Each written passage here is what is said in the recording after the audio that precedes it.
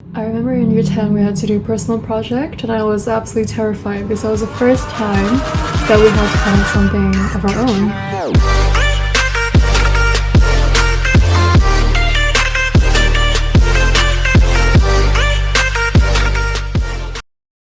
Hey guys, it's Kristina Suryani and I graduated from Global in 2014.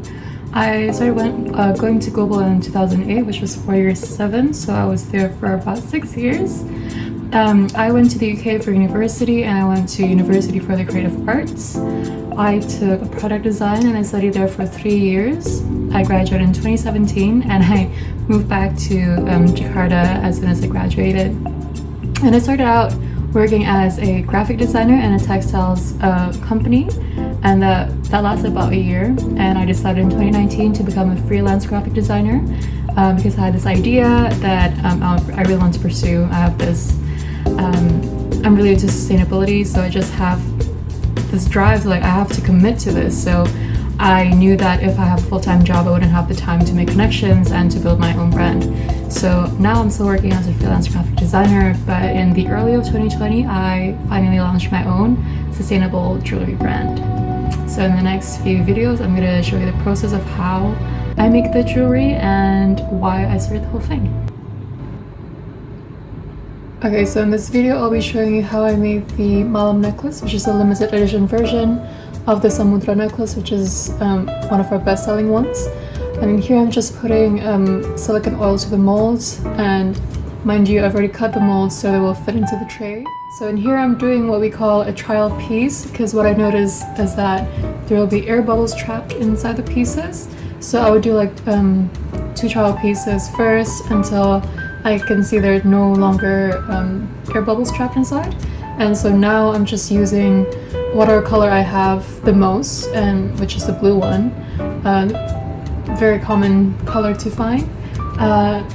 So I'm using that, and I'll pop it in the oven for about 15 minutes in 160 degrees. And so this is the second time I'm doing it. I've taken it out of the oven, it's already cooled down. So I'm doing another trial piece before I get to put on the actual colors. But in here, I noticed that different molds have got their own characteristics. That's why I'm already putting actual colors into the alphabet mold, because I just know that they only need 1 trial piece and they're good to go. And so I get all my plastic from my friend. He runs Precious Plastic Ciledug, and he has a workshop, so he has all the machines. And before COVID, I would always go to his place to get my stuff done. But nowadays, I would just ask him, call him and say hey, do you still have a kilo of blue or a kilo of white? And he would just ship it to me. And here I'm now putting actual colors to the pieces, and I will do this for about 3 times. Same again, 15 minutes in the oven for 160 degrees until I get the desired thickness. Actually putting colors into the molds could be quite tricky, because sometimes I have a gradation of colors, so it won't just be one solid color, but it would be a combination of blue, white, and gold, and it takes time to fully figure out how much blue goes into the mold, how much white, and how much gold goes into the mold. It just takes trial and error. So that's what I'm doing with the knife, just pushing the colors so I would get the gradation that I wanted. And so after this, I've already sped things up and I've already let the pieces cool down. This is actually the last step of baking the plastic pieces.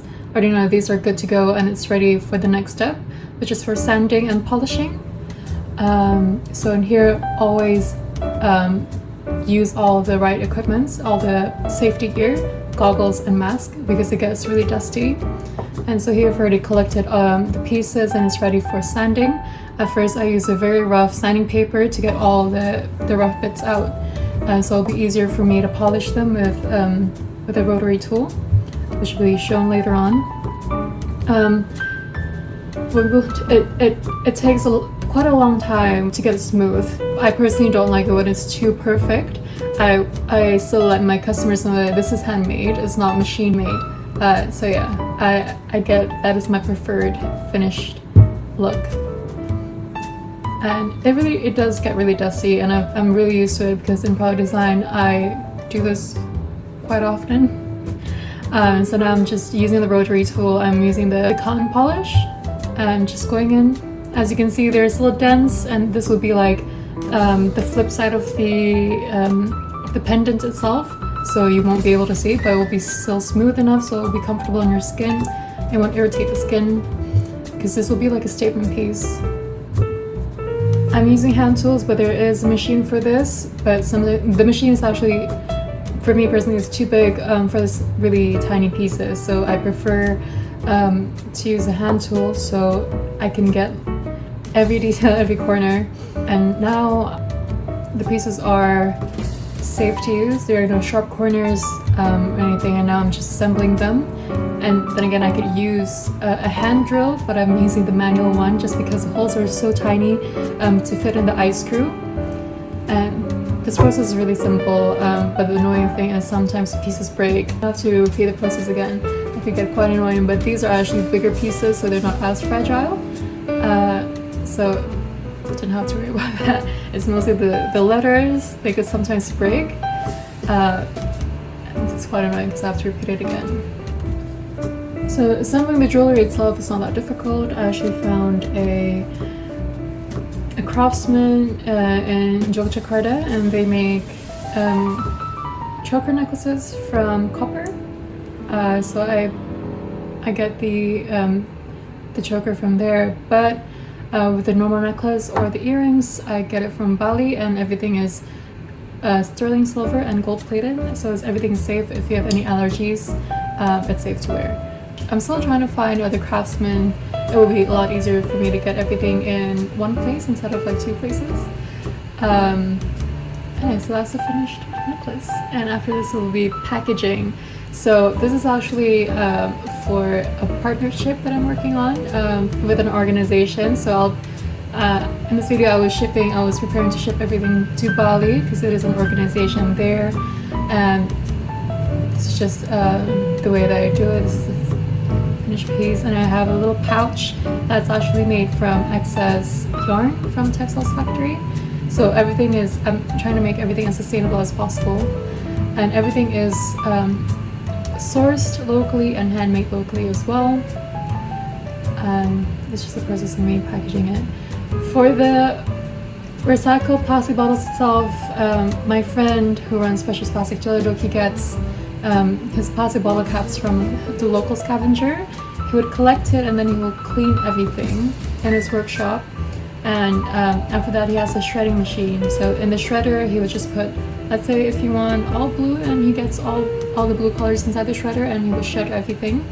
And he would put it in big containers. So whenever I come there, it's like, hey Ben, I need to work on my pieces and I need blue and white. Then I'll just grab blue and white from the container. And the same goes for if I need any colored plastics, since quarantine's broken. So I'm putting a tag there because I'm shipping this to an organization, so they would need to know which necklace is which. So this one is the Malum necklace, and that is my brand Creasi by DSP. That is it is. So this will be launching hopefully soon. I'm working on two projects. One is with this organization and one is another collaboration. And this is just a glimpse of what I had to ship, with a few orders as well.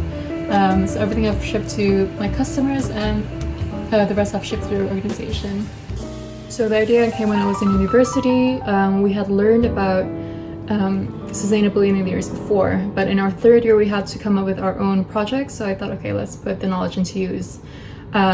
So I was doing my research, and I already know that Indonesia and many other countries, we have little to no waste management system, and I know there are individual private companies that do that, but it's just not enough. So okay, what we learned back then was waste is a design flaw, and that designers are responsible for the waste that we have created. So okay, how can we put this waste into use? So I already know that we have a plastic crisis, so let's just focus on plastics. I was doing research for precious plastic, and I was learning more about that. Is there a supplier for recycled plastic sheets in the UK? And I finally found a manufacturer that does in a reasonable price for a student at that time.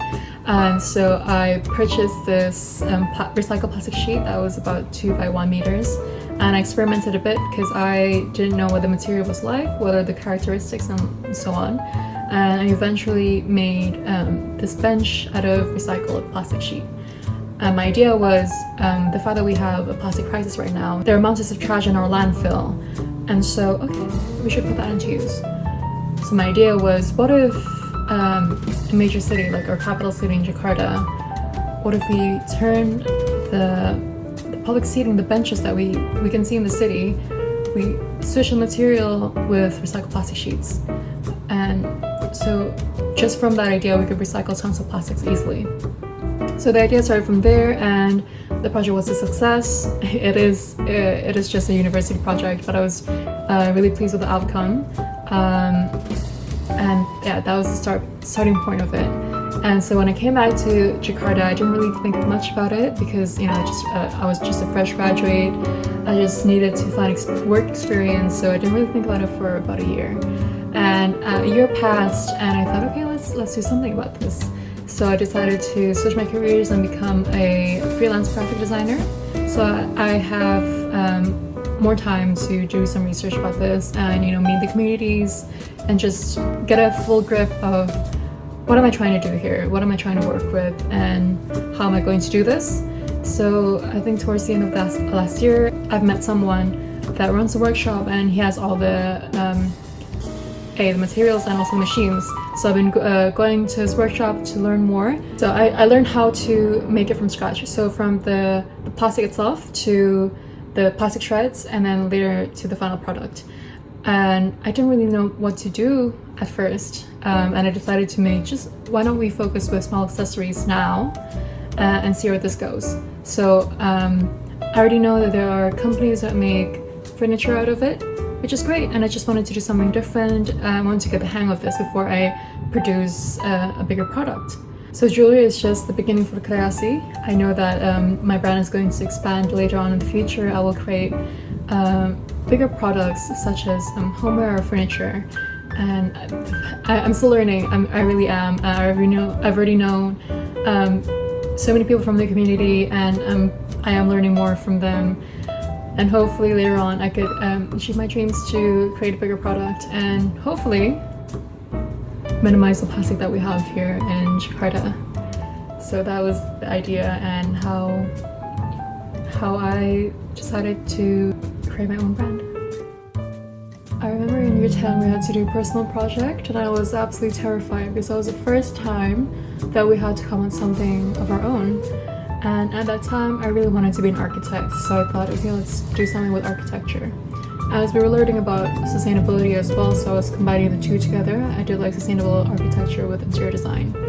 But even though that was what I had in mind to be an architect, and it's different from what I'm doing now, but probably that was one of the pinpoints in my life that I know that, okay, this is what I want to do in the future.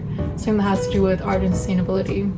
And I was already taking visual arts, and I took visual arts HL for year 11 or 12. And so thinking back about it, I was already doing what I love to do since high school. I pursued that, and I continued to do what I love in university as well. Even though I had no clue about product design at that time, I thought, okay, this is different from what I had in mind, you know, from being an architect to a product designer, but I get to explore the skills that I didn't know I had. So even though it's completely different from what you had in mind, if you keep doing what you love and keep doing what you enjoy to do, you will eventually get to the point where, okay, this is what I want to do in life. This is what my career is. And it doesn't happen overnight. Well, for some people it does. And just keep doing what you love, work hard for it, and you will eventually get there. And that's probably the best piece of advice I've ever gotten. So that's all from me, and I hope you enjoyed the tutorial of making my malum necklace, and I hope you have a great day.